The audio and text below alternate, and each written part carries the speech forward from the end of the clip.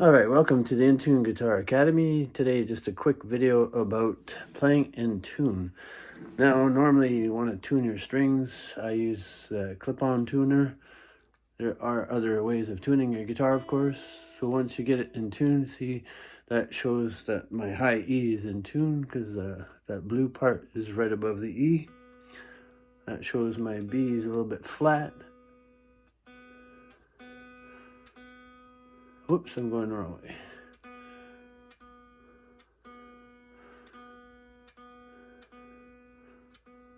And there we go, the B's in tune, G's in tune, D's sort of in tune, just a little bit more, there we go. Then A, and A is a little bit sharp. Now, see the red, that means it's flat, so I just turn the key a little bit, turn the tuning knob until I get to, there we go. So A is in tune. And then I check the E, the low E, so that's the 6th string. I've gone from the 1st to the 6th. Other people go from the top to the bottom. I tend to go from bottom to the top. I don't think it really matters all that much. It just, as long as you check them again. Because usually when you turn the tension up on one string, it tends to affect the neck, which will affect the tension on the other string. So I've gone through it. And again, the D is okay. A is now a little bit sharp. This guitar, for some reason, tends to go sharp a lot. So the A is back in tune, and then low E. So there. And another way of doing it is you play a chord. So this is an open E, open A. Everything seems in tune. You play one string at a time. So it seems pretty good in tune. Now, what I wanted to talk to you about is when you press the strings too hard, you can actually play yourself out of tune. I was kind of late by getting into electric guitar. I played acoustic for many years. Then when later on in life, I decided to get myself my first electric guitar, and I wasn't really used to it because, see, it's even picking up my voice as I speak. So I just turned this off. It's a little bit distracting. So I was kind of late in life buying my first electric, and I wasn't used to it. And for many years, I played an acoustic, and it was an old acoustic with very difficult action. So I always had to press really hard to get any decent sound without making the strings buzz. But then that trained me to play like that, and when I got my first electric, electrics are a lot easier to play even when they're not plugged in. So, whoops. So I'm playing a D. So what could you, if you press too hard, see, even if the string's in tune, if I press too hard, I actually make it go out of tune. So there's an F sharp.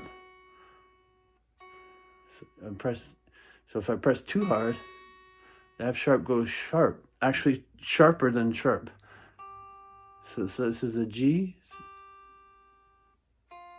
There's your F, open E, F, F sharp.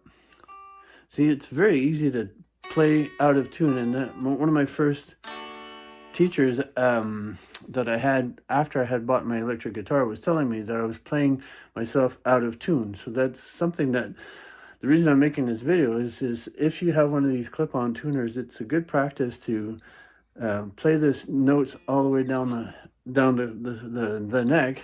It'll get you, it'll help you learn the strings. It'll help you learn the notes as you go down the neck.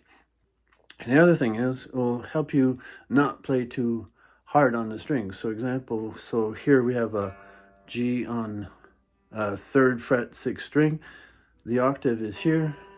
It's also a G, but that's on the 5th fret 4th string, and if I press too hard, you can hear that the G actually goes out of tune. See, it's going sharp because I'm pressing really hard. It's actually hurting my finger right now. So if I ease off a bit, then it's more in tune. And the other thing is, when most electric guitar players, when they start learning how to play, they want to bend the strings. And so the really good players know to just bend enough to either raise your note one half step or a full step. And if you're beginners tend to just bend without thinking about it too much, but it's actually you're trying to change the notes. So for example, on this, I just chose a note at random. I'm second string, ninth fret. So ninth fret, that would be B, A, so it's D, E, F, G, G sharp. So I'm starting as a G sharp, and you can see that it's a G sharp on the tuner. And if I bend it, and it's actually going into A.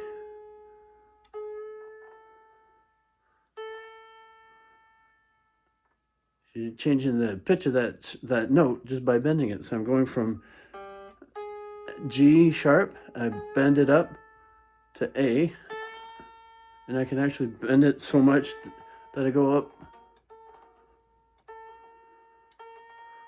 into A sharp. But the trick is bending it just enough so that you're not bending it out of tune. You just want to bend it enough that you're changing the note as much as you want it to. So you bend it. I've gone from 1/2 step higher. So we've gone from G sharp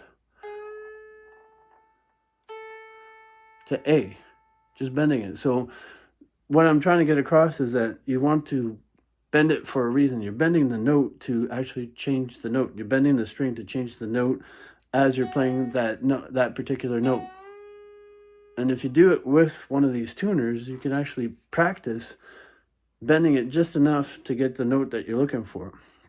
The really good players know to bend just enough to change the pitch that they're looking for. So having the clip-on tuner not only will help you find the notes down the string and help you not play too hard so that you're not playing out of tune. So if I press too hard, then I go sharp.